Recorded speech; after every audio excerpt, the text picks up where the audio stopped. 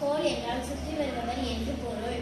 சூரிய குடும்பத்தில் 8 கோள்கள் உள்ளன. அவை புதன், வெள்ளி, புவி, செவ்வாய், வியாழன், சனி, யுரேனஸ் மற்றும் நெப்டியூன் ஆகும். நன்றி. அனைவருக்கும் வணக்கம். நான் தான் சூரியன். வெள்ளி மற்றும் யுரேனஸ் கோள்களை தவிர பிற கோள்கள் அனைத்தும் சூரியனை எதிர்கரைகளை சுற்றியுள்ள, அதாவது மேற்கிலிருந்து கிழக்காக தனது அச்சில் சுற்றி வருகின்றன. நன்றி.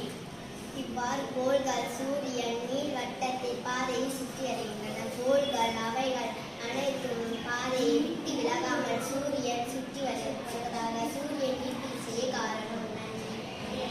நான் தான் புதன். சூரியனுக்கு அருகில் இருக்கும் புதன் கோள் அளவில் மற்ற கோளை விட மிகவும் சிறியது. புதன் கோளுக்கு துணைக்கோள் எதுவும் இல்லை. அனைவருக்கும் வணக்கம். நான் தான் வெள்ளிக்கோள்.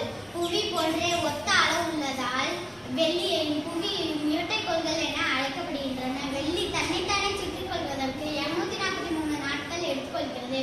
அன்பு மற்றும் அழகை குறிக்கும் ரோமானிய பெண் கடவுளான வீனஸ் என்ற பெயருடன் இக்கோளை அழைக்கப்படுகிறது. காலையிலும் மாலையிலும் விண்வெளி காணப்படுவதால் இக்கோளை விடிவெள்ளி மற்றும் அந்திவெள்ளி என்றும் அழைக்கப்படுகின்றது.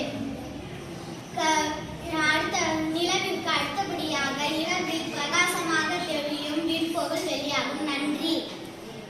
அனைவருக்கும் வணக்கம். நான் தான் புவி. சூரியனிடம் இருந்து 3வதாக அமைந்துள்ள புவி 5வது பெரிய கோளாகும்.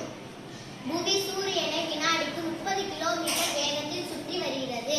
புவிக்கு ஒரே துணைக்கோள் நிலவாகும்.